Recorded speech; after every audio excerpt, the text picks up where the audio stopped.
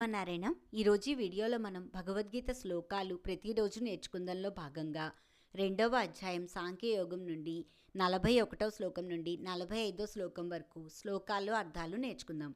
మనందరం కలిసి భగవద్గీత పఠిద్దాం అనుకునేవారు దయచేసి నా ఛానల్ని సబ్స్క్రైబ్ చేయండి. ఓం శ్రీకృష్ణ పరమాత్మనే నమః. 2వ అధ్యాయం సాంఖ్యయోగం. యుద్ధరంగమున బంధువులను మిత్రులను చూసి యుద్ధమే చేయను అన్న అర్జునుడితో శ్రీకృష్ణుడు చెబుతున్న శ్లోకాలు అర్థాలు. 41వ శ్లోకం. వ్యవసాయాత్మిక బుద్ధి ఏకేహ కురునందన బహుశాఖా హ్యనంతాశ్చ బుద్ధయో వ్యవసాయినాం. 41వ శ్లోకానికి అర్థం. ఓ అర్జున, కర్మయోగమునందు నిశ్చయాత్మక బుద్ధి ఒకటే ఉండును, కానీ భోగాసక్తులైన వివేకహీనులు ఒక దారి తెన్ను లేక కోరికల వెంట పరుగులు తీస్తూ ఉండును. 42వ శ్లోకం.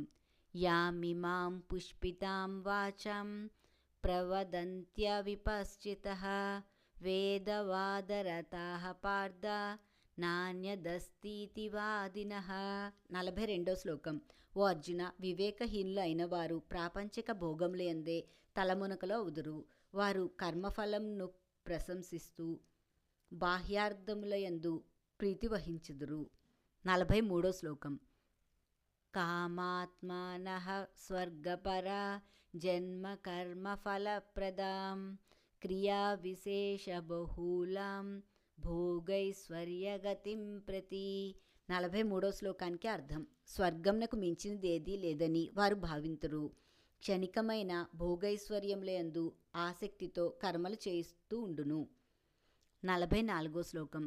భోగైశ్వర్య ప్రసక్తానాం తయాపహృతచేతసాం వ్యవసాయాత్మిక బుద్ధి సమాధౌ న విధీయతే.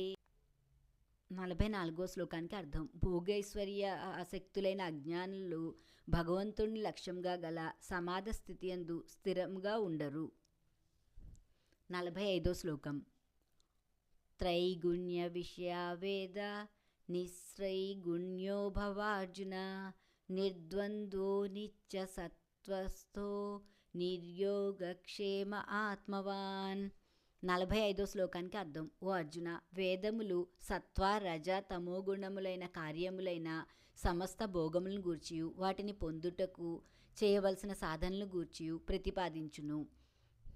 నిత్యుడైన పరమాత్మయందే నీవు స్థితుడు కమ్ము. నీ యోగక్షేమముల కొరకు ఆరాటపడవద్దు. అంతఃకరణమును వశమునందు ఉంచుకొనుము అని అర్జునుడితో శ్రీకృష్ణుడు చెప్తున్న శ్లోకాలు అర్థాలు. ఈ వీడియో మీకు నచ్చితే నా వీడియోని షేర్ చేయండి, లైక్ చేయండి.